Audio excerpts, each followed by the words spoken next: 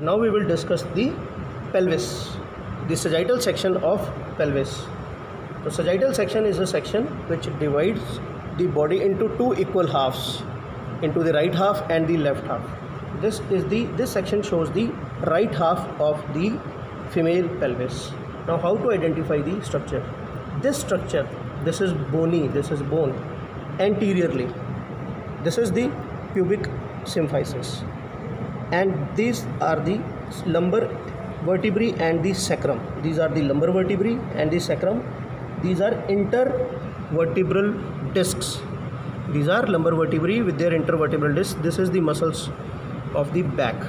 This means this is the posterior portion and this is the anterior portion, and we have taken the sagittal section. Now this is a sagittal section of female pelvis. How to identify this is sagittal section of female pelvis?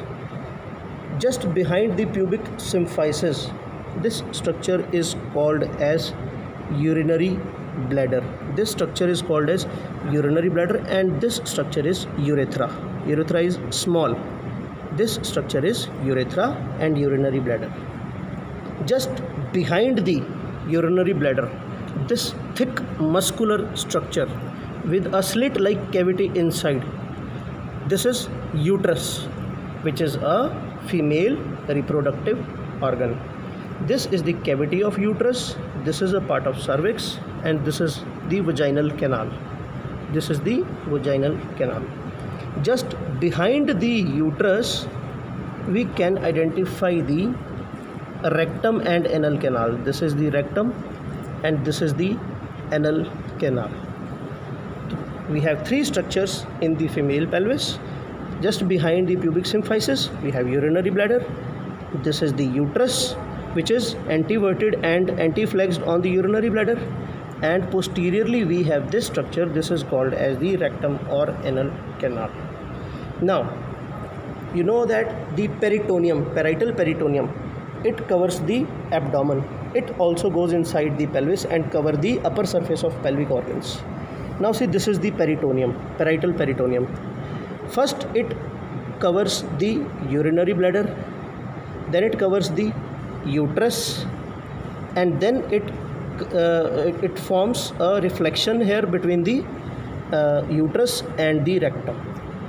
Now this pouch, this folding, this reflection between the urinary bladder and uterus, this reflection of parietal peritoneum is called as utero-vesical pouch.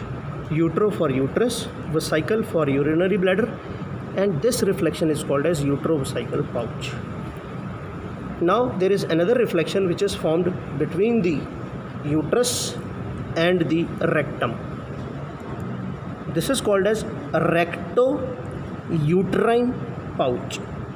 This is called as recto-uterine pouch or the pouch of Douglas. This reflection of parietal peritoneum between uterus and the rectum is recto-uterine pouch or the pouch of Douglas. The significance is it is the most dependent position in standing.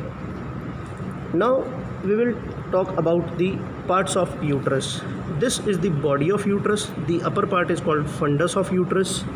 This is the cervix of uterus, and this is the vaginal canal. Now we can see a tube moving laterally, going laterally. This is called the fallopian tube. This is the isthmus. Inside the uterus we have a part that is called intramural part, isthmus, and the ampulla of fallopian tube. Ampulla is a dilated tortuous part, and the end is called the fimbriated end. You can see this is the fimbriated end of the fallopian tube, and the structure close to the fimbriated end like this, this is called the ovary. This is called the ovary. Ovary is attached to the uterus. This is called the ligament of ovary. This was fallopian tube like this, and just below the fimbriated end we have the ovary. Ovary is attached to uterus. by the ligament of ovary. Now the fold of peritoneum, which is present on the lateral aspect of uterus on both sides, the left and the right side, this broad fold, this is called as the broad ligament. This ligament is called as broad ligament, and just below the fallopian tube you can see this structure. Actually this is the round ligament of uterus. It is the round ligament of uterus, and this one is the broad ligament of uterus. This was fallopian tube and this was ovary. This is the uterovesical pouch and this is the rectouterine pouch. Now when we reflect the peritoneum, we will see many vessels here. Now this is the common iliac artery. The aorta was dividing into two parts at the level of L4 into right and left common iliac. This is the right common iliac artery. It divides into external iliac and internal iliac artery. Along with this structure, this is the common iliac vein, which divides into external iliac and internal iliac vein. Now this external iliac artery, it continues as the femoral artery in the lower limb, whereas the internal iliac artery gives many branches to supply the pelvic organs. So this is the external iliac, this is internal iliac. Internal iliac divides into two divisions, anterior division and posterior division. They further divide into many branches to supply the pelvic organs. Now this is a sagittal section of a male pelvis. The important reproductive organ, this is the penis. This is the pubic symphysis and this is a part of sacrum. So this is the anterior part and this is the posterior part, and we have taken the sagittal section. Now just behind the pubic symphysis, this structure muscular, this is the urinary bladder. This structure is urinary bladder. At the neck of urinary bladder we can see this structure. This whole structure is the prostate. This whole structure is the prostate. As this is a male sagittal section, so we will not be able to see the uterus lying in between. The uterus is absent in males. And this structure is the rectum and anal canal.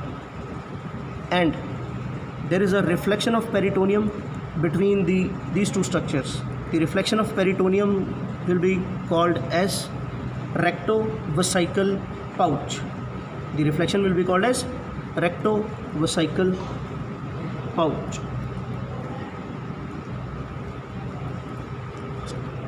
Urinary bladder, and this is rectum. The folding of peritoneum between the urinary bladder and the rectum, this is called as the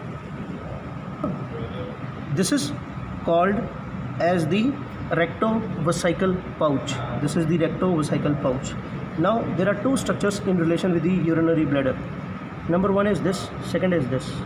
Now the structure which is lying closer to prostate, which is entering the prostate, this is the vas deferens. Vas deferens, it joins the seminal vesicle to form the ejaculatory duct, and it joins the urethra and divides the prostate into many lobes. The other structure present here, it is the ureter. Ureter begins from the kidney and enters the urinary bladder. So this is the vas deferens and this is the ureter. Vas deferens, this is the ampulla of vas deferens. It joins the seminal vesicles to form an ejaculatory duct, joins the prostatic urethra. So this will be the prostatic urethra. After joining the prostatic urethra, it divides the prostate into many lobes. Now between the pubic symphysis and the prostate, this ligament is called as puboprostatic ligament. This ligament is called as puboprostatic ligament. This structure was urinary bladder and this structure was urethra. The urethra lying within the prostate, this is called as prostatic urethra, which continues as membranous urethra, and finally it enters the penis as the penile urethra. So this whole structure is urethra. It is longer in case of males and it is shorter in females.